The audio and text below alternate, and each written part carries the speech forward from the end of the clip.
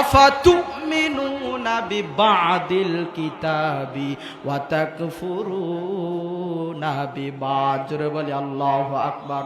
ও দুনিয়ার ইমানদারেরা, তোমরা যখন মসজিদে যাও তখন বিশ্বাস করো নামাজ আছে, তোমরা যখন মাদ্রাসায় যাও বিশ্বাস করো নবী আছে, কিন্তু যখন ইলেকশনে দাঁড়াও ভোটের আগ দিয়ে মানুষদের কাছে 500 টাকা 1000 টাকা পকেটের মধ্যে ঘুষ দাও। ঠিক কিনা বলেন?